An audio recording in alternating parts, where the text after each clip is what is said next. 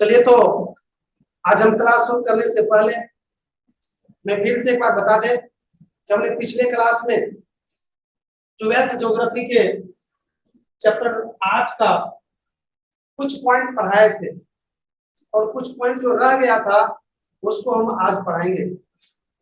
तो आज का पॉइंट होगा भारत के प्रमुख उद्योग। जी हाँ, भारत के प्रमुख उद्योग। इससे पहले हम पिछला क्लास में जो पढ़ाए थे वो पढ़ाए थे उद्योग की अवस्थिति को प्रभावित करने वाले कारक, और आज हम पढ़ाने जा रहे हैं भारत के प्रमुख उद्योग। हम भारत के प्रमुख उद्योग बताने से पहले हम उद्योग पर थोड़ा चर्चा करना चाहते हैं कि आखिर उद्योग क्या है। जी, क्या आप लोग मुझे बताएंगे कोई उद्योग?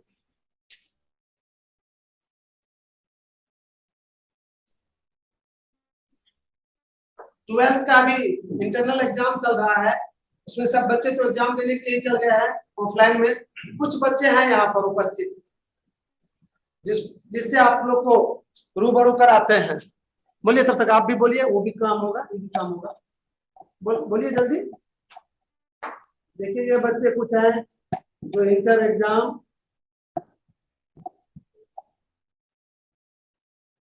या तो हो चुका है या दूसरा सिटिंग में होगा। बोलिए आप। जहाँ वस्तु का रूप बदला जाता है या नया वस्तु को तैयार किया जाता है, कच्चा माल द्वारा उपयोगी वस्तु को तैयार किया जाता है, उसी उद्योग का। बहुत अच्छा, थैंक्स बच्चे, बिल्कुल सही जवाब दिया इन्होंने। इसका मानना है कि वह प्रक्रिया उद्योग कहलाता है जहां पर कच्चा माल द्वारा उपयोगी वस्तु तैयार किया जाता है। जी, तो भारत में जो प्रमुख उद्योग है उसके संबंध में आज पढ़ना है।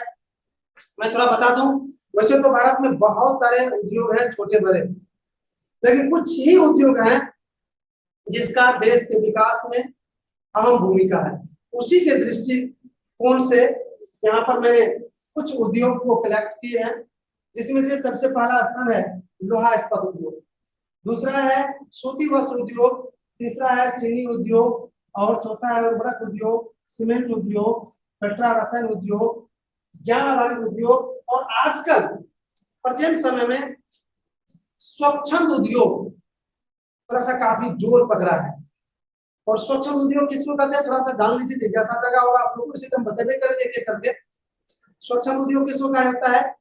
उस उद्योग को स्वच्छंद उद्योग कहते हैं जिसमें कच्चा माल के प्रयोग लगभग नहीं होता है, सिर्फ उसमें दिमाग से, बुद्धि विवेक से, उच्च ज्ञान से वस्तुएं तैयार की जाती है, सामान बनाए जाते हैं, उसको कहते हैं स्वच्छंद उद्योग। समझे आप लोग? स्वच्छंद उद्योग ये प्रेजेंट टाइम में काफी जोर पड़ रहा है। तो शायद क्लियर हो गया कि भारत में वैसे छोटे बड़े, किसी भारत में किसी भी देश में बहुत सारे छोटे मोटे उद्योग होते हैं, लेकिन कुछ ही उद्योग होते हैं जिसके देश के विकास में अहम भूमिका होते हैं। उसी तरह से भारत में भी बहुत सारे उद्योग हैं, लेकिन इन उद्योगों का देश के विकास में अहम भूमिका है, इसलिए इसको हम बोर्ड पर अंकित किए हैं। तो शायद समझ लिए होंगे इसको। तो पहले तो ऑनलाइन और ऑफलाइन दोनों वाले इसको लिख लीजिए, तो भारत के प्रमुख उद्योग, फिर इसको एक एक करके हम पढ़ाएंगे। ठीक है? तो वैसे तो भारत में कई छोटे बड़े उद्योग हैं, वैसे तो भारत में कई छोटे बड़े उद्योग हैं, जिसमें से प्रमुख इस प्रकार है: लोहा इस्पात उद्योग, सूती वस्त्र उद्योग, चीनी उद्योग, उर्वरक उद्योग, सीमेंट उद्योग,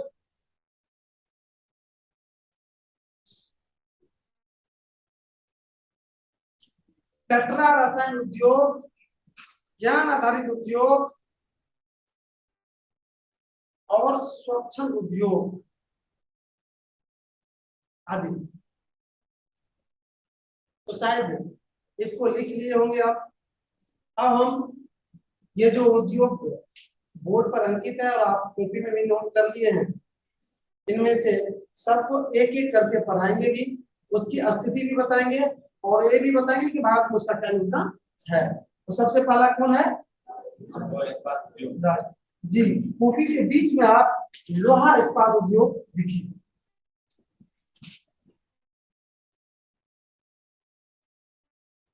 लोहा इस्पात, इसी तरह से बीच में इसको ऐसे करके एक बार पेन नीचे रखिए। आपने लोहा का नाम सुना होगा, इस्पात का नाम सुने हैं? क्या होता है इस्पात? हमने पिछले क्लास में बताया था इस्पात क्या होता है। इस्पात मिस कर रहे हैं आप लोग। हमने बताए थे कि अपने लोग जो स्टील का नाम सुने हैं, स्टील को ही हिंदी में क्या कहा जाता है? इस्पात। अंग्रेजी में इसको स्टील कहा जाता है।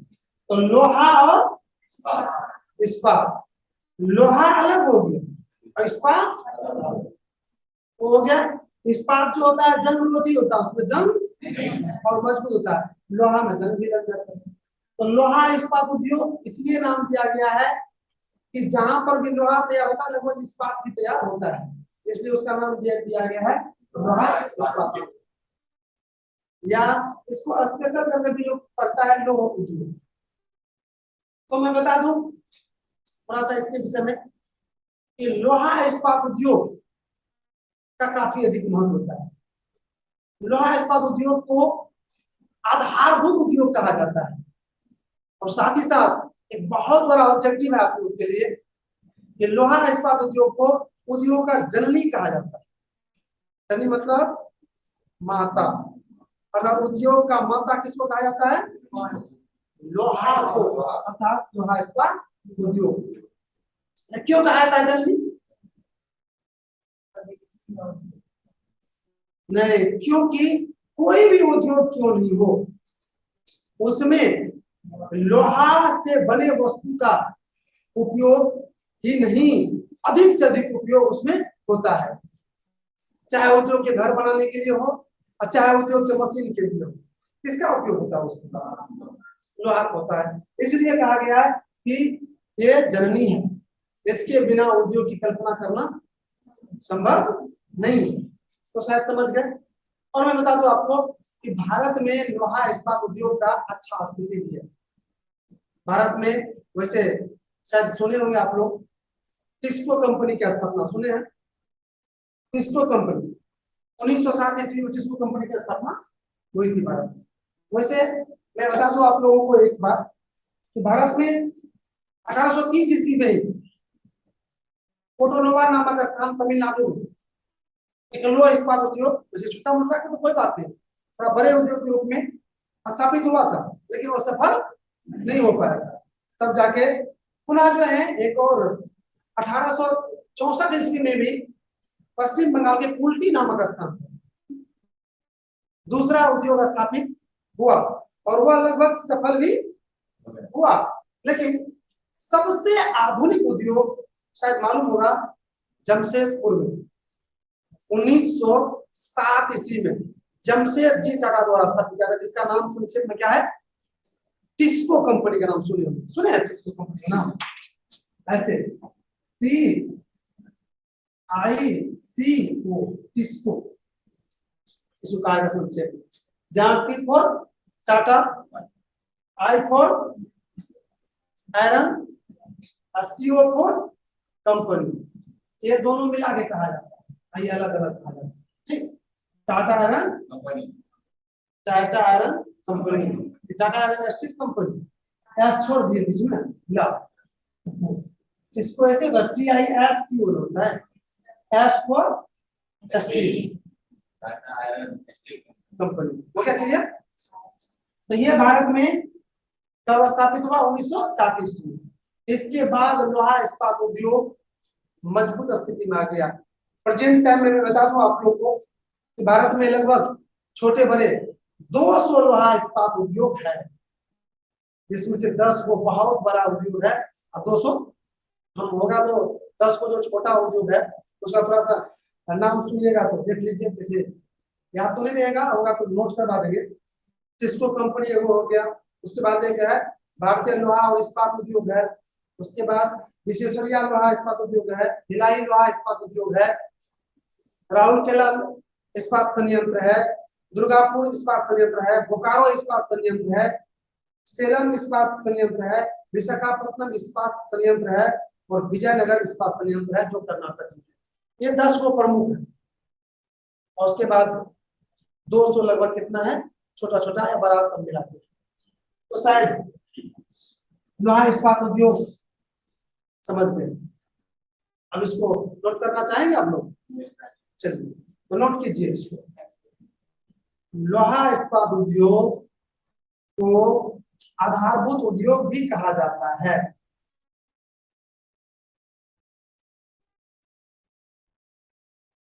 साथ ही इसे उद्योग की जननी भी कहा जाता है। लोहा इस्पात का पहला कारखाना 1830 ईस्वी में तमिलनाडु में स्थापित हुआ था, जो सफल नहीं हो पाया था। लेकिन 1864 ईस्वी में जो पश्चिम बंगाल में स्थापित हुआ वह सफल हुआ। और फिर 1907 ईस्वी में जमशेदपुर में टिस्को कंपनी की स्थापना हुई। इसके बाद लोहा इस्पात उद्योग में क्रांति आ गया। वर्तमान समय में भारत में 10 बड़े और 200 छोटे लोहा इस्पात उद्योग स्थापित है। तो इस तरह से आपने लोहा इस्पात उद्योग को नोट कर लिया, समझ भी गए। किसी तरह का इसमें डाउट है? लिखे जो हैं, हमने जो कुछ बोले हैं उनसे कोई ऐसा वर्ड है जो आपने नहीं समझा?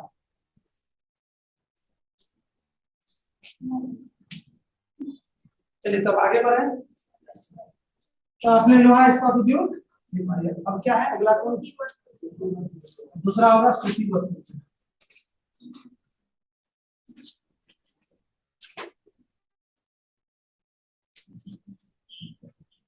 इसको भी कॉपी के बीच में लीजिए।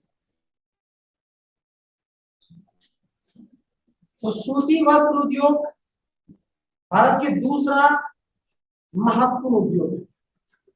और इस उद्योग की वैसे छोटे छोटे उद्योग की शुरुआत तो बहुत दिनों से है, प्राचीन काल से ही। यहाँ समझ सकते हैं कि सूती धागों से कपड़ा तैयार किए जाते हैं। लेकिन 1851 ईस्वी में पहला आधुनिक उद्योग मुंबई में स्थापित हुआ था, जो सफल नहीं हुआ था।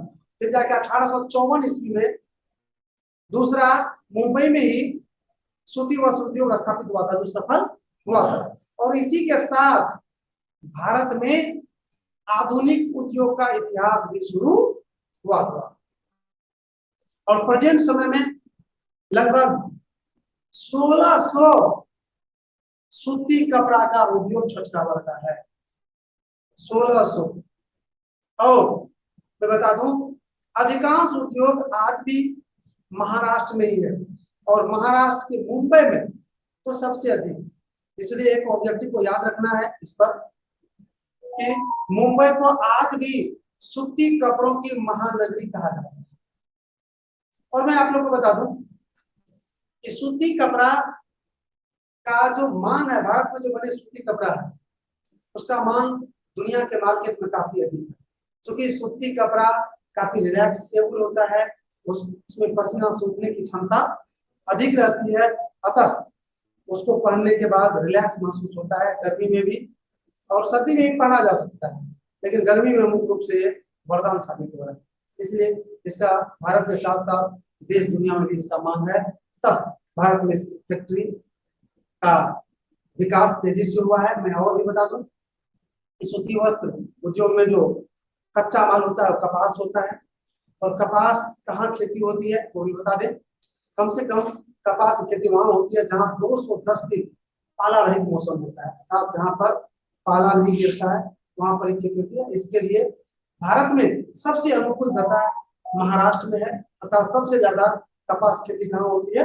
महाराष्ट्र में, इसलिए महाराष्ट्र में ही सूती वस्त्र उद्योग को विकास करने का अवसर मिला है।